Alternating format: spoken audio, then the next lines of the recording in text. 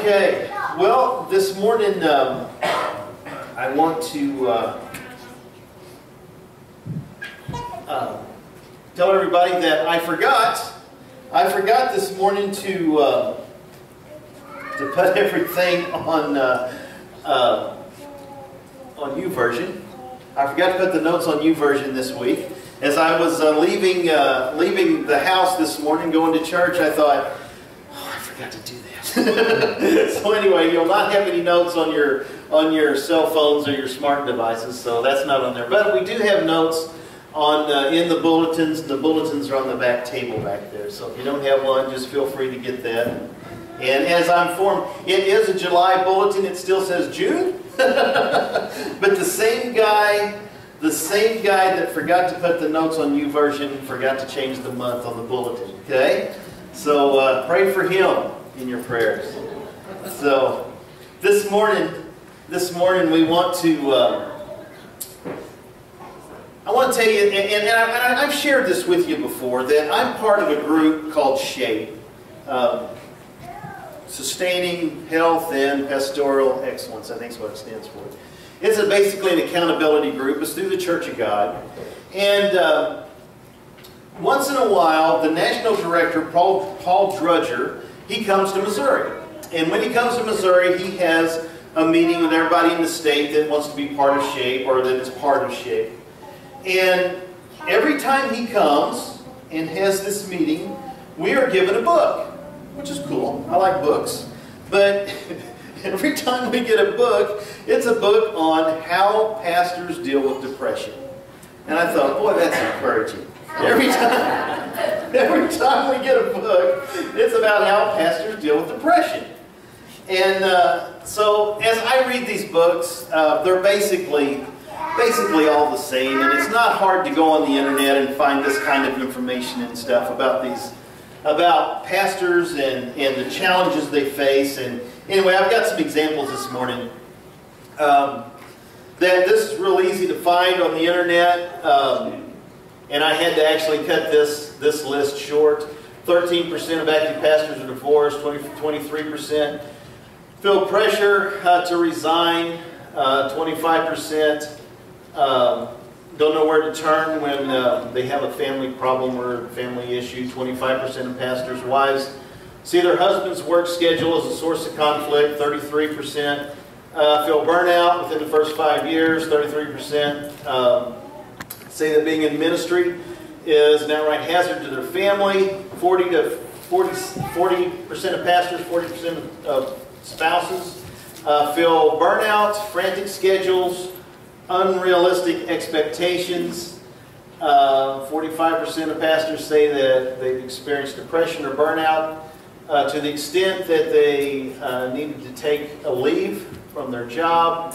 50% feel unable to meet the needs of their job. 52% say that their spouses believe that being a pastor or ministry is hazardous to their family's well-being. 50% say that wives say they have no close friends. 57% would leave the pastor if they had somewhere else to go. Now, like I said, this is not hard to find. This kind of stuff, like it's in these books all the time. But I have a normal response whenever I read this kind of information. And generally, I keep this response to myself. But today, I'm going to share it with you. Today, whenever I read this kind of stuff, my educational mature response is wah, wah. Okay? Now, I don't mean to be insensitive, but whenever I read this kind of stuff, I think, who doesn't feel this way? It's like all these poor pastors. They're doing all of this, and 13% are divorced. Yes, that's terrible, but that's way below the national average. Way below the national average. And how many of you here today have had these same problems? How many of you have been fired, maybe from a job, or been asked to resign? In your jobs, how many of you that your work schedule has conflicted with your family life? Come on, How many? I mean, whether you may be retired now, but when you were working, it was the same way, wasn't it not? You know, how many of you ever felt burnout within the first 5 years of your job? You know, we could go on and on through here that feel burnout, frantic schedules, unrealistic expectations. I mean, we all deal with this stuff. All of us deal with this stuff. And I don't know, maybe I get the wrong, I don't know, maybe I look at this the wrong way. But sometimes when I read this kind of stuff, like I said, I think, wham, it's not just the pastors.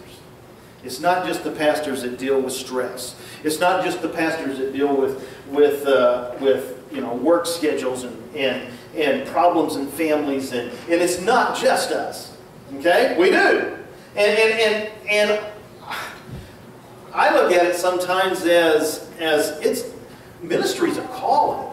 Ministry's a calling, and when you're in a calling, you should expect some hard times. You should expect some tough times. That's just kind of part of the calling. Open up your Bible.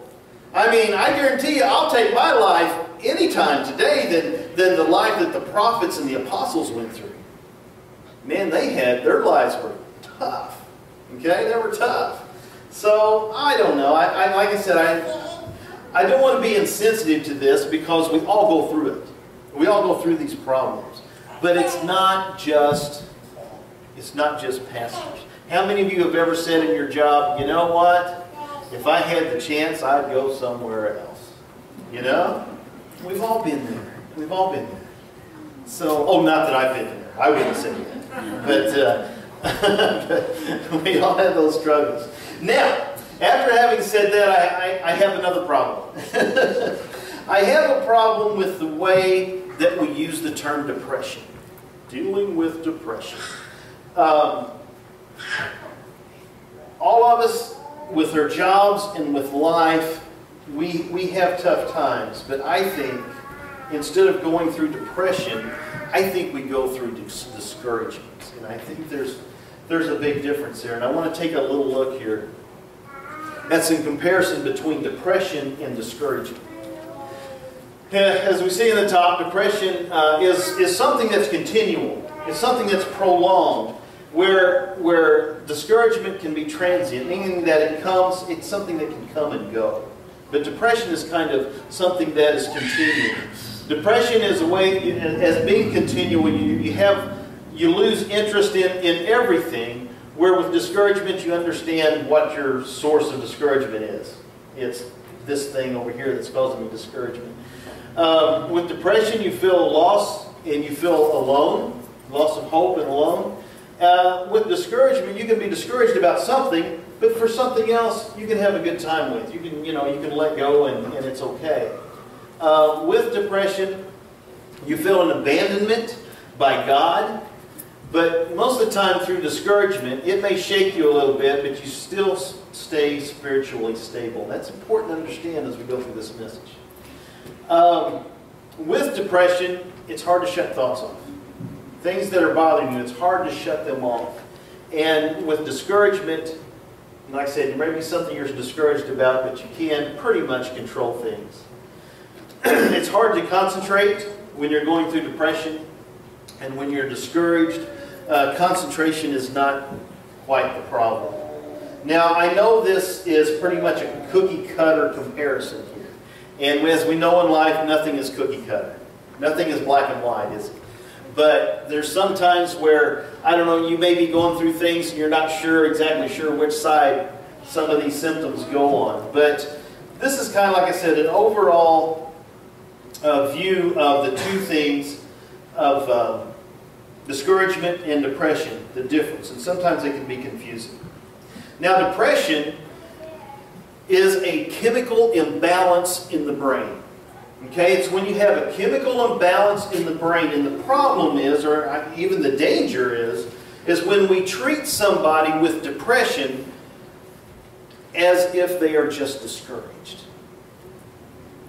And there's also a danger when somebody is discouraged, we treat them as if they have a chemical imbalance. There's a difference. And I think it's something that we overlook. I think it's something we misdiagnose and that there's problems with. Treating someone who is experiencing depression and as if they are just discouraged. Treating someone that has a chemical imbalance as if they're just discouraged is like telling somebody that's got a broken leg. Okay? If you got a broken leg, it's like saying, okay, now think positive thoughts, stay busy, and just get up and walk that thing off.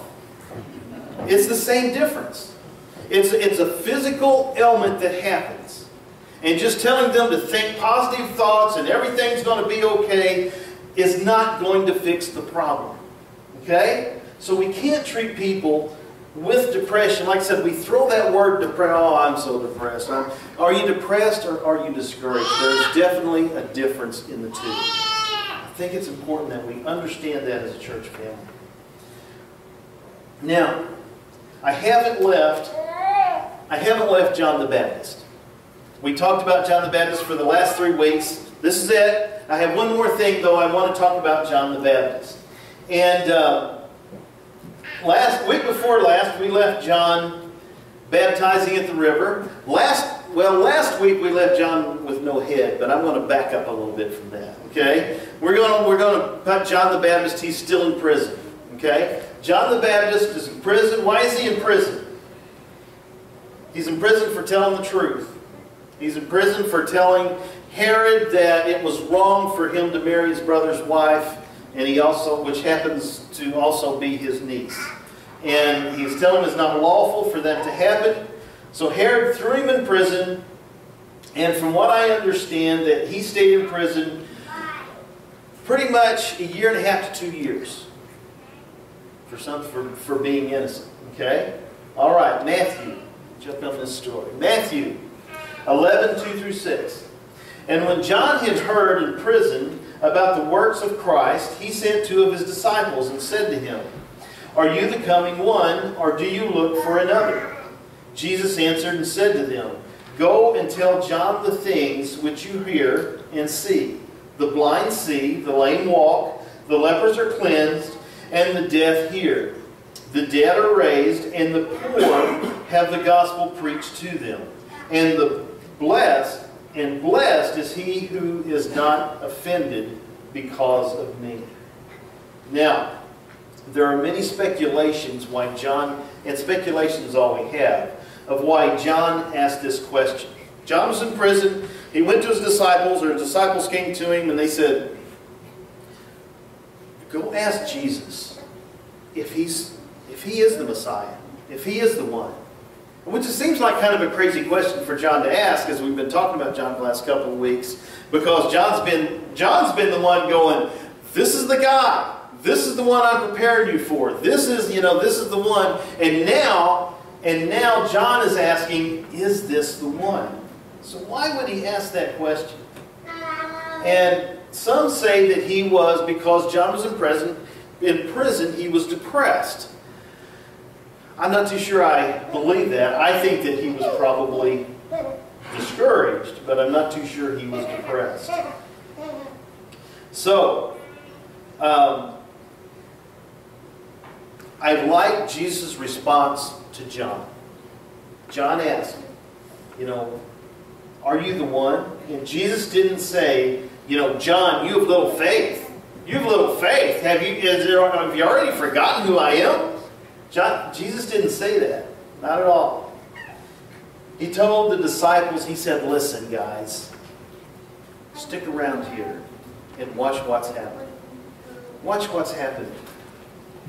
And as they stuck around, the blind could see, the lame could walk, the lepers were cleansed, the deaf could hear, even the dead were raised. And he knew, Jesus knew that when they went back and told John this, what it would mean to John. It's all exciting stuff, but really what it means is the fulfillment of prophecy. And John knew that that was the fulfillment of prophecy, and that Jesus, he is the one. He is the one. So why would John been discouraged? Well, being in prison for telling the truth, staying there for an extended amount of time, and being there for no good reason. Being there for doing the right things. See, generally when discouragement enters our life, it occurs when we think we're doing the right thing and we receive an opposite results of what we were expecting. And that's number one in our sermon notes this morning. We usually get discouraged when we think we're doing right. We think we're doing all the right things, and we're expecting something positive to happen because I'm doing all the right things.